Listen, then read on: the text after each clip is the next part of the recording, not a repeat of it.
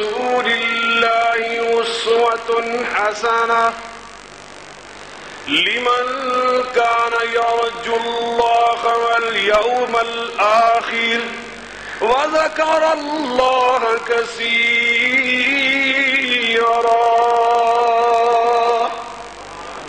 اگر اللہ کو خوش کرنا چاہتے ہو، قیامت کے دن کی کامیابی پانا چاہتے ہو، تو تمہارے لیے بہترین نمونہ اس ہستی کی زندگی میں اسے اپناؤ جس ہستی کا نام نامی اور اس میں گرامی ہے محمد الرسول اللہ صلی اللہ علیہ وآلہ وسلم۔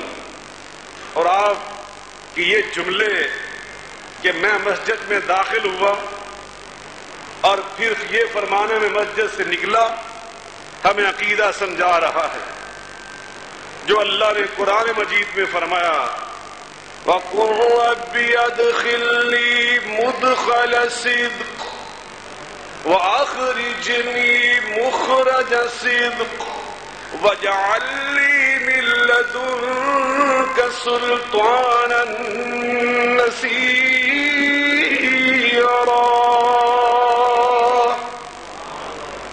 یا اللہ، میں مکے سے نکل رہا ہوں اور مدینے میں داخل ہو رہا ہوں۔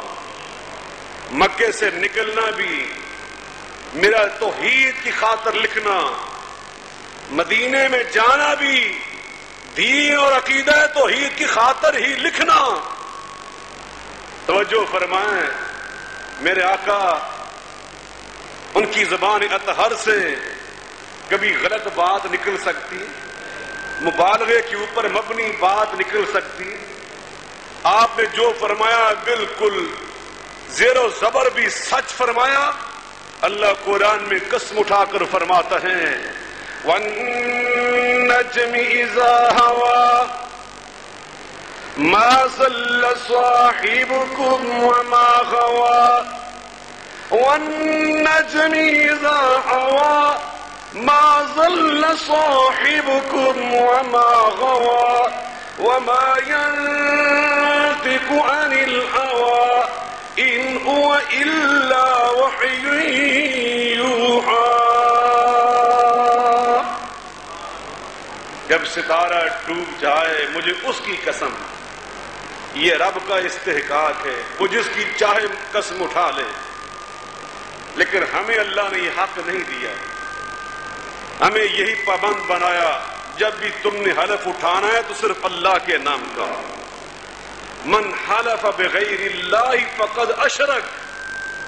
یہ اللہ کا اور مخلوق کا فرق دیکھو، اللہ کبھی قلم کی قسم اٹھاتا ہے، کبھی نجم کی قسم اٹھاتا ہے، کبھی آسمان کی، کبھی زمین کی، کبھی آفتاب کی، کبھی مہتاب کی، کبھی ستاروں کی، لیکن ہمیں نبی پاک صلی اللہ علیہ وسلم نے فرما دیا من حلف بغیر اللہ فقد اشرک، جو غیر اللہ کے نام کی قسم اٹھاتا ہے وہ شرک کرتا ہے۔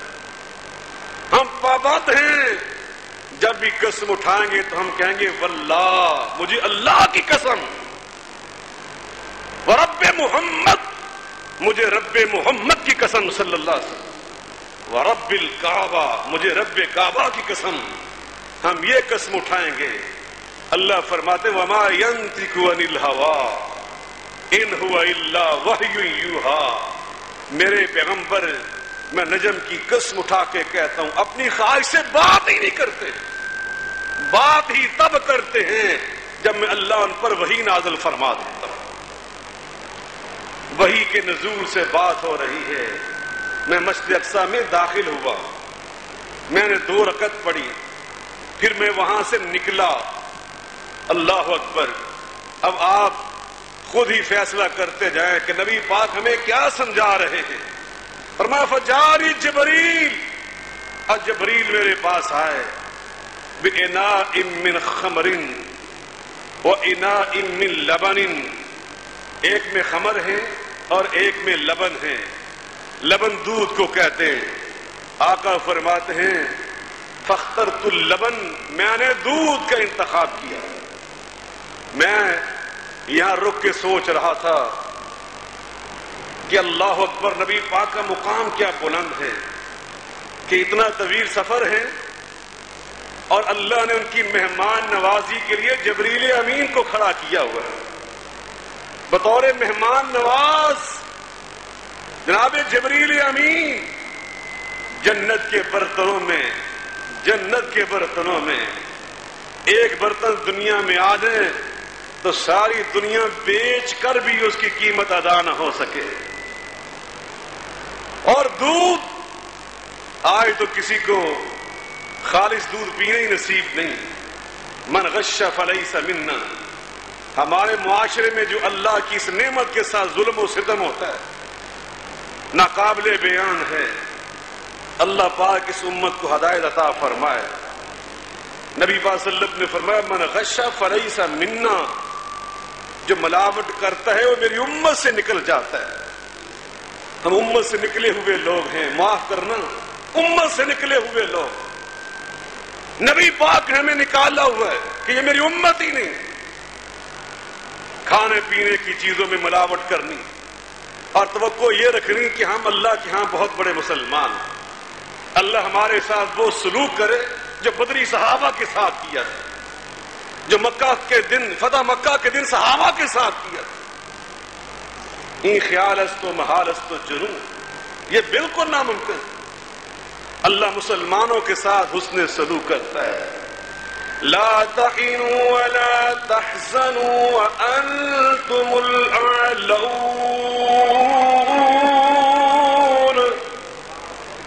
لا تہنوا ولا تحزنوا وانتم الاعلون ان کنتم مؤمنین.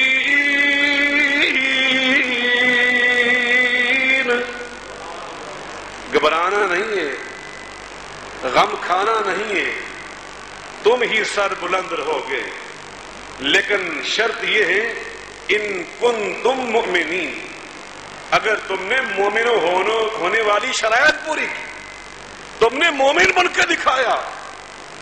یہ دودھ اللہ کی نعمت ہے اور وہ عظیم نعمت ہے کہ جس کا تذکرہ اللہ نے خود قرآن پاک میں کیا.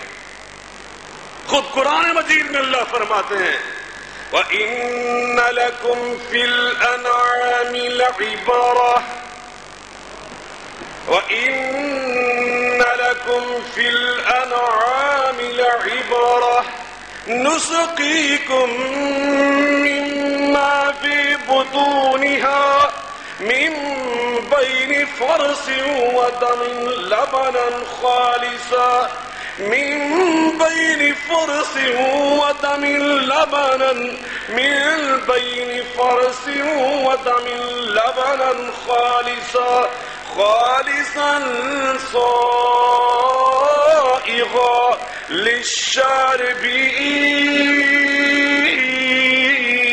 للشاربين. اللہ فرماتے ہیں یہ جو میں نے تمہارے لیے گائے بنائی, بھینس بنائی, یہ بکریاں بنائی, لعبرہ, ان میں تمہارے لیے نصیحت ہے, عبرت ہے. کیا عبرت؟ فرمایا نسقیکم مما فی بطونہا. اب ہماری کاریگری دیکھو کہ ہم تمہیں ان کے پیٹوں سے مشروب پلاتے ہیں, اور ان کے پیٹ میں جہاں ہم نے اس مشروب دودھ کی فیکٹریاں لگائی ہوئی ہیں, ذرا دیکھو وہاں پہ کیا کچھ ہے. من بین فرث ودم, اس پیڑ کے اندر خون بھی بھرا ہوا ہے, وہاں پہ گوبر بھی بھرا ہوا ہے, لیکن ہماری کاریگری پہ ذرا نظر تو ڈالو. ہم اس خون کے قریب سے اس گوبر کے قرب میں تیار کیا کرتے اور کیا تمہیں پلاتے؟ لبنا خالصا. یہ تو ہماری کرتوت ہے, مجھ کو خالص نہیں رہنے دیتے. اللہ دودھ اور خالص دودھ کی بات کر رہا ہے. لبنا خالصا سائغا للشاربین.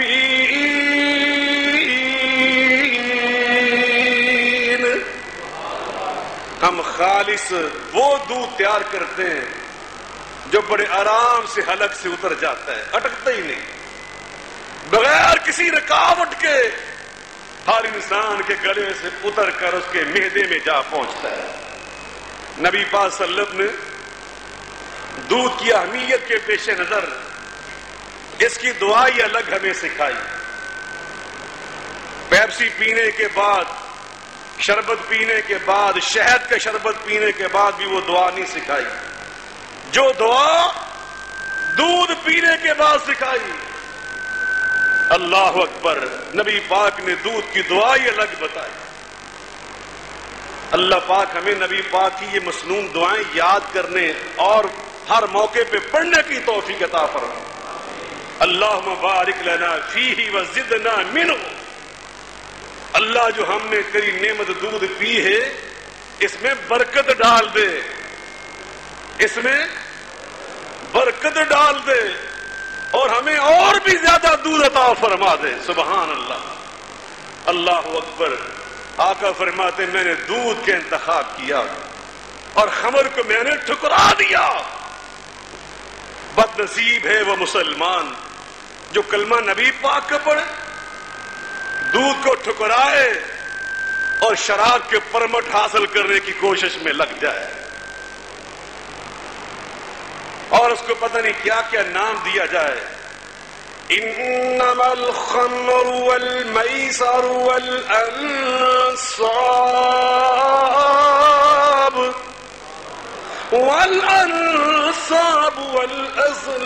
والازلام رجس من عمل الشیطان فاجتنبوه لعلکم تفلحون۔ یہ شراب، یہ جوا اور بتوں کا نصب کرنا اور تیروں کی فال نکال کر قسمت معلوم کرنا رجسن، ناپاک ہے، نجس ہے، نجس من عمل الشیطان، اور یہ شیطانی عمل ہے۔ فاجتنبوہ، ان سے بچ جاؤ، لعلکم تفلحون، تاکہ تم فلاح پا سکو، تم کامیاب ہو سکو۔ اللہ اکبر۔ نبی کریم علیہ الصلوۃ والسلام فرماتے میں نے دودھ پکڑ کر نوش کر لیا، جبریل امین خوش ہو گئے، کہنے لگے واہ واہ سبحان اللہ، اخترت الفطرہ۔ او اللہ کے محبوب، آپ واقعتاً اللہ کے محبوب ہیں، آپ نے فطرت کا انتخاب کیا۔ فطرت اللہ التي فطر الناس علیہا، فطرت اللہ، فطرت اللہ،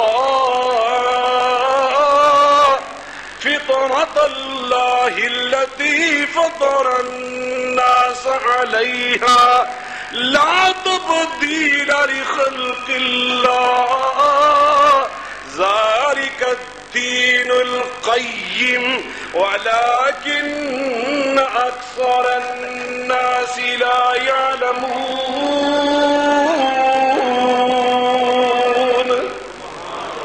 اللہ کی فطرت کو ملحوظ رکھو۔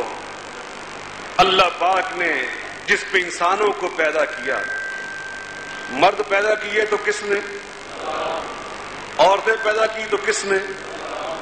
اللہ نے ان کے چہروں پہ فرق رکھا، یہ فطرت ہے، ان کو مت تبدیل کرو، لا تبدیل لخلق اللہ۔ نبی پاک صلی اللہ علیہ وسلم نے پہلی بار بغیر داڑھی کے دو بندے دیکھے جن کا مذہبی تعلق مجوس کے ساتھ تھا، ان کے سفیر بن کر نبی پاک کے پاس آئے۔ نبی پاک صلی اللہ علیہ وسلم نے زندگی میں پہلی بار بغیر داڑھی کے یہ دو بندے دیکھے۔ عرب کے لوگ مشرک اور کافر ہونے کے باوجود داڑیاں رکھتے تھے، ابراہیم علیہ السلام کا دین سمجھ کر بغیر داڑھی